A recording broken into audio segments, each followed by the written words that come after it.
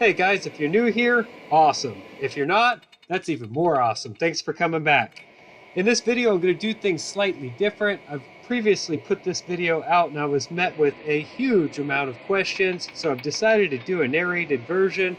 This video is going to be slightly different. I'm going to show you some cool cinematic footage of what's to come, and then I'm going to go ahead and narrate through the video. So stick around, guys. Thanks for coming. Just a friendly reminder to all you guys and girls out there, the likes are free. Let's kick the YouTube algorithm in the behind. Quite honestly, the only way that I know that you guys are liking this stuff is if you do give me that thumbs up. So please take the time to just click the thumbs up button. Even as I just watched these initial clips in the video, I realized there's a lot to unpack here, guys.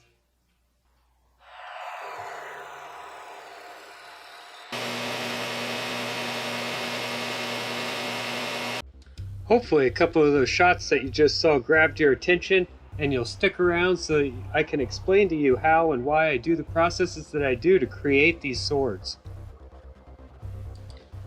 We'll take you all the way from a rusted old spring, forge that bad boy out, grind in the bevels, grind in a fuller, finish grind it, heat treat it, and during the heat treatment process we're going to get this incredible springiness right here.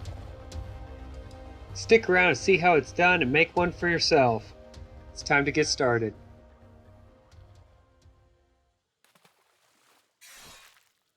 Let's start right back at the beginning. So the first thing we need to do here is straighten out the coil spring. Listen to me guys, if you know a better way to do this, please let me know, because this was a booger. I was afraid that I was going to burn myself or burn something in the shop. If you know a better way to do this, leave it down in the comments and help me out for the next one. Anyhow, first thing I needed to do is get this spring straightened out so it was a workable piece of steel. As soon as I got it straightened out, I started focusing on creating a nice bar stock out of the round stock. So you just take it and you make it flat on both sides and try to keep it symmetrical. Make the entire bar flat first, and then you can start working in the bevels. This is probably the most time-consuming part of the project because the stock is at its thickest point right now. So as you thin this out, it takes a little bit of time. Typical blacksmith making use of the elements around him. I found some snow outside the garage that I used to cool off the handle. Next, we're going to go ahead and forge in the tip of the sword. Definitely want to forge this in so that the grain follows the tip and it's a refined grain structure right there at the tip of the sword where it's going to be puncturing. One of the coolest parts of this build is right here where I'm forging in the bevels. Watch how the material turns into a banana as I hammer in the bevel. I constantly flip the material from one side to the other and try to get a nice even hammer on both sides just to keep things symmetrical.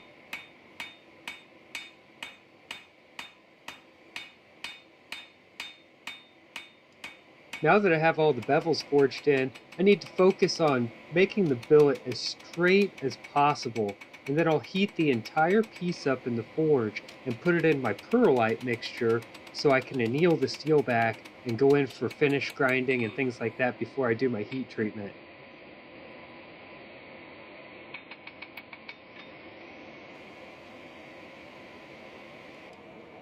Bringing it up to heat here for the perlite tank.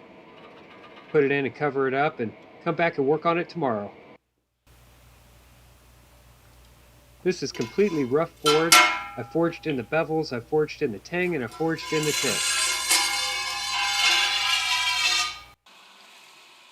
I like to take it to the grinder first, clean up my flats all the way up and down the blade so that you can see where you're going to have any problems from deep hammer strikes. And then I'm going to refine the profile right here also on the round wheel. It just makes it nice and easy. You can see when I ground the flats, the bevels didn't get ground in because I forged the bevels, so that area of the sword wasn't able to reach the grit. Now I'm going to go ahead and grind in my bevels on my horizontal grinder just like this. I use the pull-through method where I like to push the material against the belt with my thumb and draw it through from left to right. That gives you a nice even grind the full length of your sword. See how even that grind is? The pull-through method works really nice. You definitely have to have a rest to do it. This fuller right here, I decided to go ahead and do freehand. It worked out great, but I did have a mistake here in just a little bit in the build. I don't know if I got it on video, but I'll explain it to you. When I was grinding this fuller with the small wheel attachment, in the finish grinding portion of it, I accidentally ground all the way through the center, so I had to go ahead and mill in a slot near the tip of the sword to make up for that damage that I had done.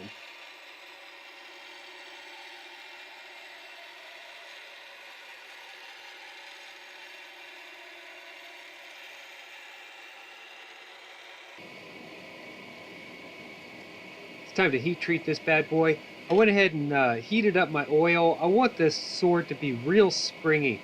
It was a spring before, so if I heat treat this sword properly and get my oil at the right temperature, I go in for my quench, and then I do 2 temper cycles at 425 for 2 hours apiece. I should get this sword to have an extremely springy nature, and that's what I'm looking for. Make sure that the entire sword, from tip all the way to the hilt, has a nice even heat. That way we won't have any spots on the sword that are harder or softer. So I just pass it through, take your time, go back and forth until you get this nice even heat, and then quench it in your quench it tank. This may be a myth, but I do align my quench it tank north and south just in case when the metal's coming back into its magnetic state, it's not pulled one direction or the other. This is the tempering cycle. It's just short enough to fit into my oven. Don't tell my wife I'm using our kitchen oven to do this, by the way. She doesn't watch these videos.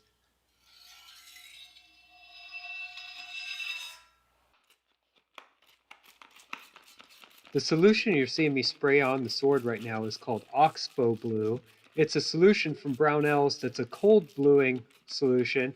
You do have to pay a hazmat fee to have this product shipped to you, but I think it's well worth it. It works extremely well. I will say I like to use a surface conditioning belt on the surface, and then I like to spray this on. It goes on much more evenly and gives you an incredibly nice dark finish when you're done. Filing out my slot for the guard right here. This is a piece of leftover Damascus. Gave myself some scribe lines, and I'm going to hog off the excess material. This piece gets extremely hot, so what I'm doing is I'm dunking it in a bucket of water when I'm going off screen here.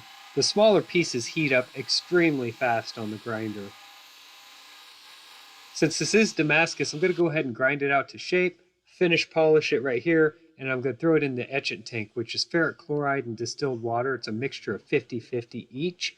And when I pull it out, you're going to get to see that cool pattern. This is a random pattern Damascus. Nothing special, but it will add a nice touch to the sword when it's finished. This is a great use of a piece of cut off Damascus. I came across a bundle of this Honduran rosewood. Turned out to be excellent handle material, extremely dense and hard. It works well, it sands smoothly, it comes out beautiful. This is an extremely easy way to mill the slot for the handle, or to make the slot for the handle, I should say, because I have a mill, which makes it extremely easy. You could very easily also do this with chisels. But I do have a mill, so hey, why not use my mill, right? Look how, I mean, that just cuts that like butter. Walking you through the glue up here. Glue the two sides together and clamp them down first. One thing that I don't show you is after I clamp these down, I take the sword and I slide it in to make sure that it fits before the glue sets up. Here it is all glued up, ready to go. On this one, we're going to do a textured handle. I want to be able to swing this and have it not try to fly out of your hand. I'm going with the super aggressive texturing. All the way around, kind of a symmetrical rock pattern. I think this turns out absolutely great. Now, I did say that this was extremely dense wood. It's Honduran rosewood, so I'm going to use Mother's polishing compound on this wood, and you'll see it polishes up with a high luster. Here we go. enjoy the finished sword, guys. Wait till the end, you'll get to see the cut test also. The sheath I went ahead and made unique to the sword, and I put the same handle wrap on the handle and on the sheath so that they're cohesive with each other. Nice fuller, reduces weight. Look at this. Blam! That's crazy. That is some incredible springiness to this sword. Believe it or not, when you swing this and you hit hard objects, there's almost zero shock to your hand.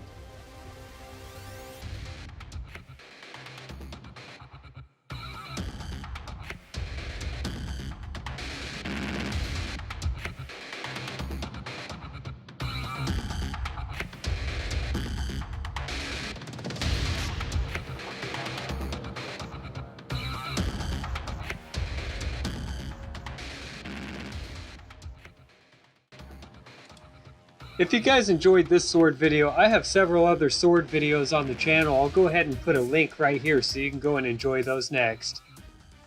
Thanks for coming, guys. See you next time.